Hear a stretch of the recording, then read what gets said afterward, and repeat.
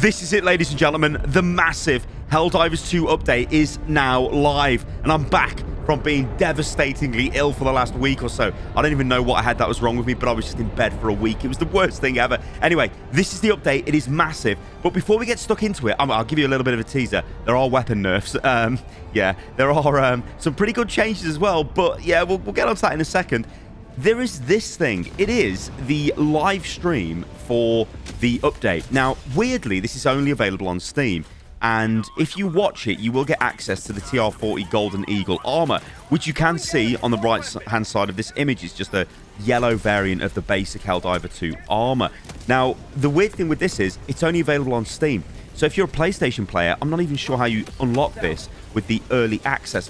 Why I'm saying early access is everybody will get access to this on Thursday this week, so in 2 days' time. Everyone gets access to it. But if you want it now, you need to watch the stream. Now, you're probably thinking, well, what is the stream? Well, the stream was billed as a developer stream where they're going to explain what's going on with the game and the updates. What it appears to be is just a absolute ton of pre-recorded developer gameplay sessions that are just being played back-to-back, showing off the new update. So you can sort of see some of the new enemies and things like that. But yeah, all in all, I don't think it's a very interesting stream to watch. But if you want the armor, go and watch it. But if you're a PlayStation player, I'm not entirely sure how you even get it because, yeah, I don't know. It's very, very weird.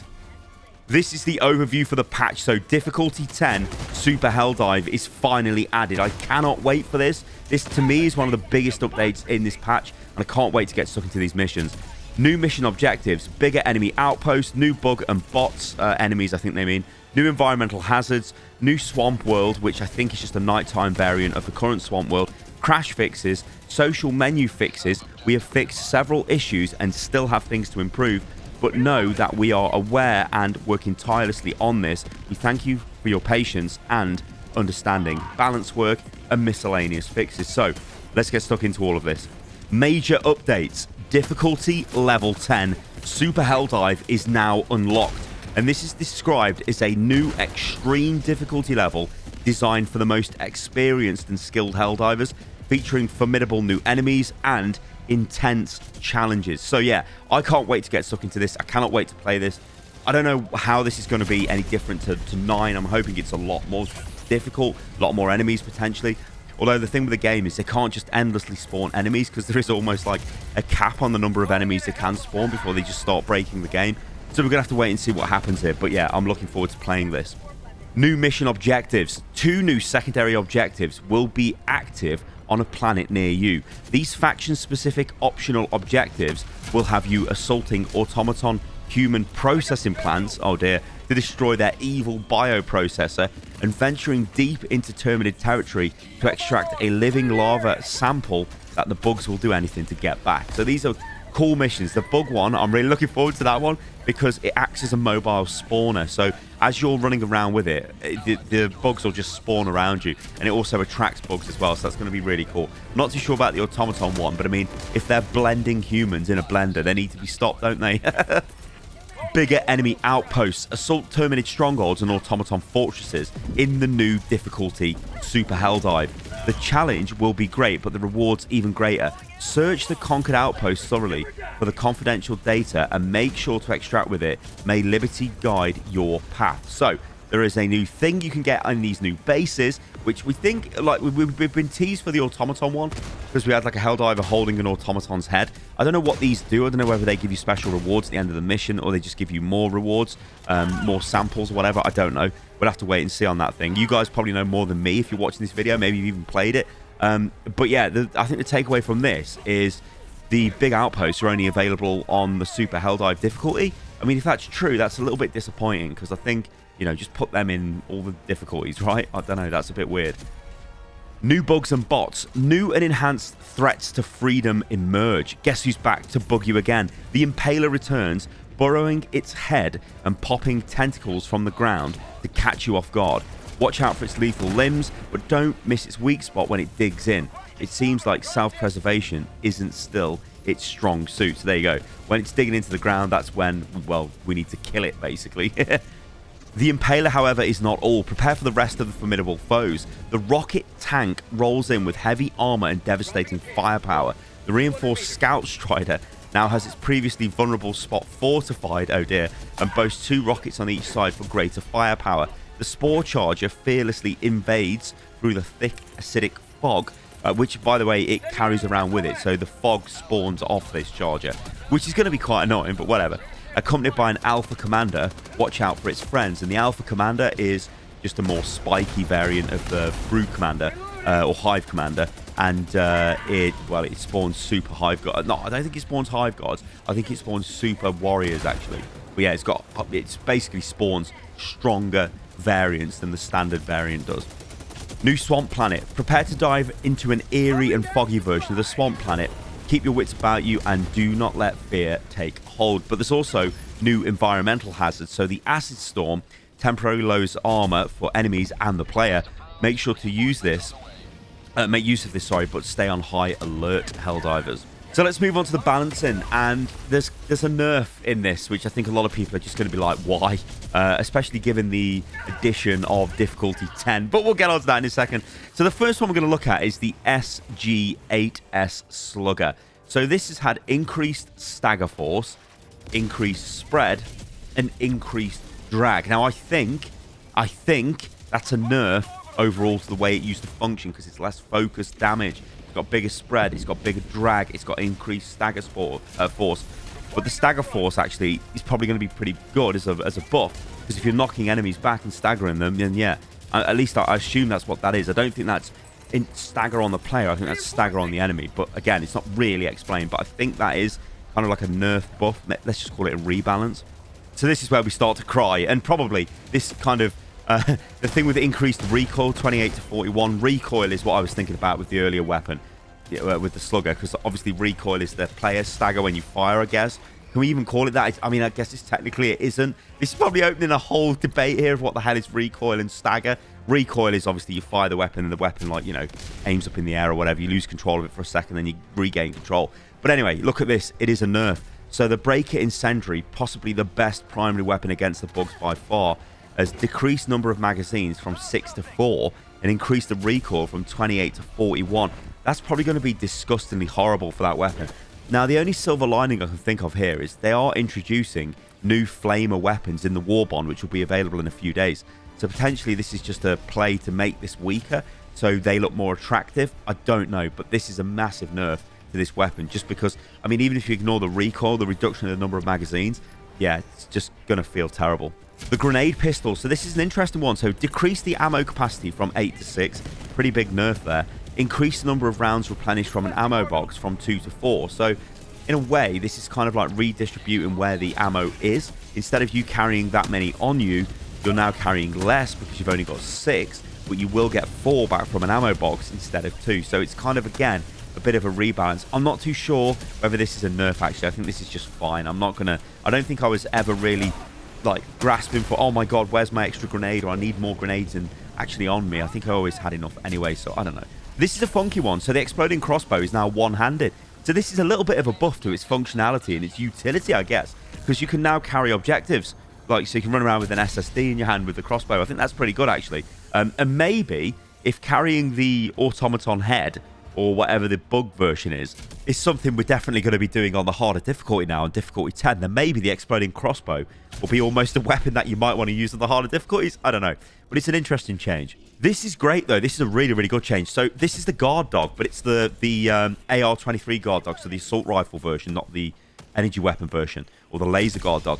Look at this. Increased number of magazines from 6 to 8. There's also another change for this we'll get to in a bit in the video, but basically they're allowing this to reload itself when you pick up ammo, which is really massive, which means it'll actually have a use now. So this could be really good against the bugs, you know. Against the bots, it might be okay as well. But I don't know, actually. This could be one of those, I guess, stratagems which has been buffed and becomes really strong. Orbital walking barrage, so increased number of salvos from 3 to 5. Decrease the movement speed by 40%. I think that's actually quite good. Orbital 120mm high explosive barrage. Decrease the cooldown from 240 seconds to 180. That's a massive buff. And reduce the time between salvos. This could be big. Really big. And also, for throwing this on the big super bases, yeah, this could be really strong.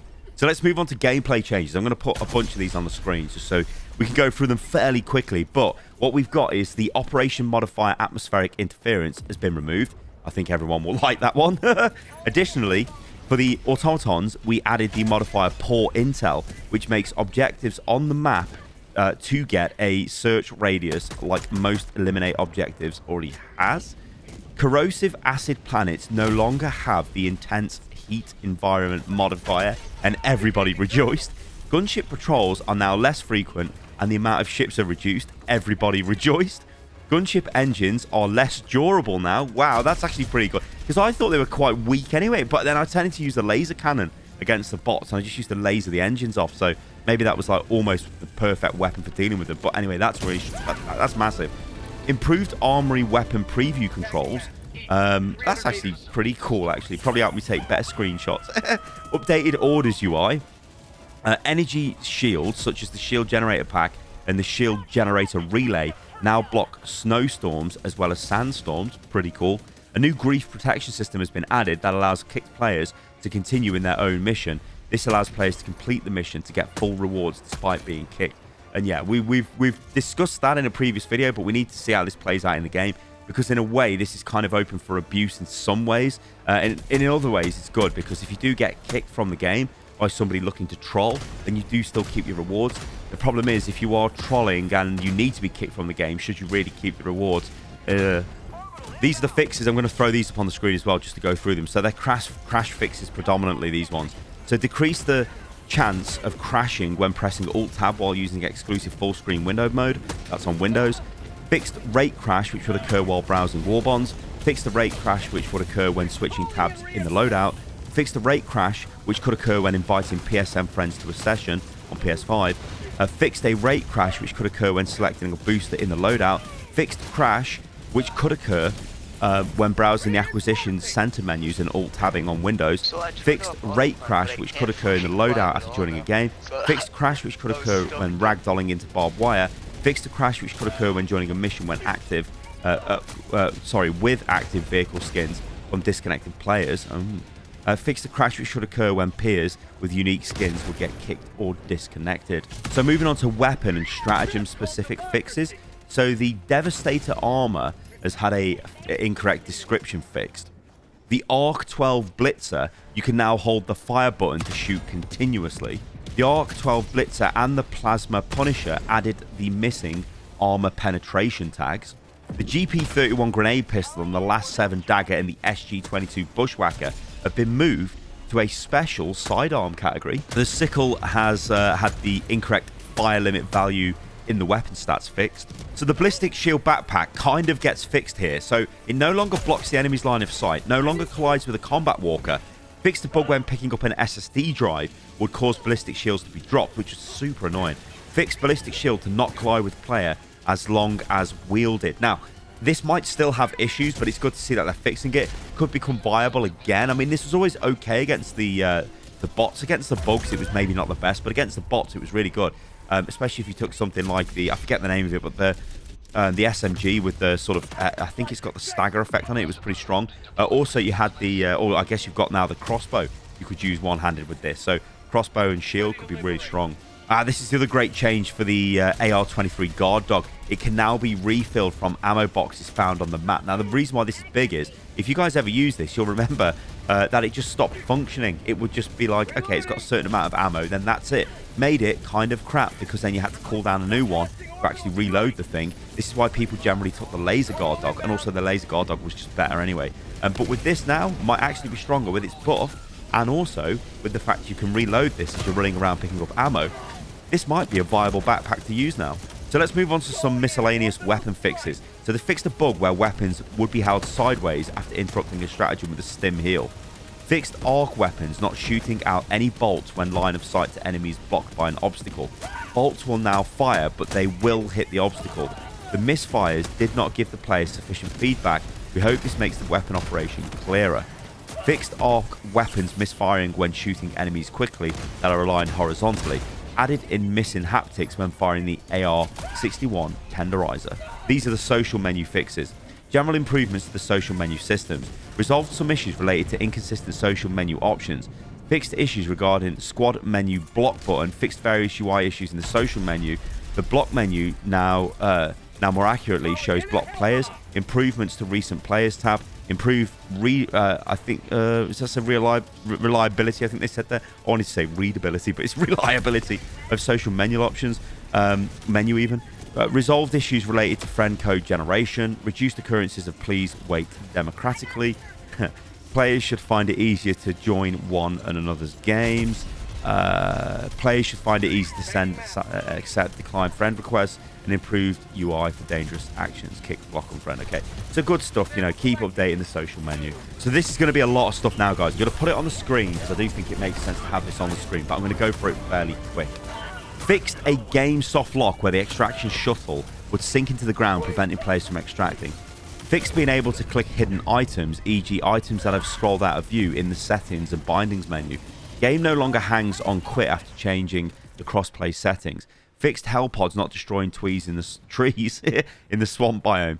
Weapons supporting auto reload retries could reload twice if interrupted in the final stage and firing occurred before resuming. Yeah, this was super annoying. Auto reload retries and can be cancelled by pressing reload. Resolved an issue where transitions into jog and sprint animations would be delayed if spammed. Reduced the intensity of the experimental infusion booster visual effect. Fixed missing description from experimental infusion booster. Fixed Helldivers prone rotation being reset after dodging while aiming. Fixed stamina bar not respecting the stamina visibility HUD setting. Fixed section number of owned stratagems not updating on purchase. Fixed hologram map preview not showing extraction point. Improved performance of terrain destruction. Fixed stuck Helldivers in cryo chambers. Cutscene interruptions triggered by the host. Improvements to the physics of the ballistic shield stratagem, as well as some bug related to physics. Fixed effects tab top title not shown correctly in Portuguese. Fixed discarding when changing settings menu after changing resolution render scale screen device without applying. Fixed the special characters not showing in players' names when picking up items. Fixed the issue where the players couldn't press escape to discard resolution changes on the pop-up. Fixed naming of shrieker nests as bug holes when pinging. Hive breaker drill now does damage when dropped in nuke nursery chamber missions. Fixed weapon aim modes, both global and per weapon, not being remembered between closing and reopening the game. Fixed progress bar not showing for raised flag objective. Adjusted flame effects to work more realistically. It doesn't go through various bodies/objects where bounce off would be expected behavior, like on armors and static objects. Fixed, I don't know entirely sure what that means, but anyway.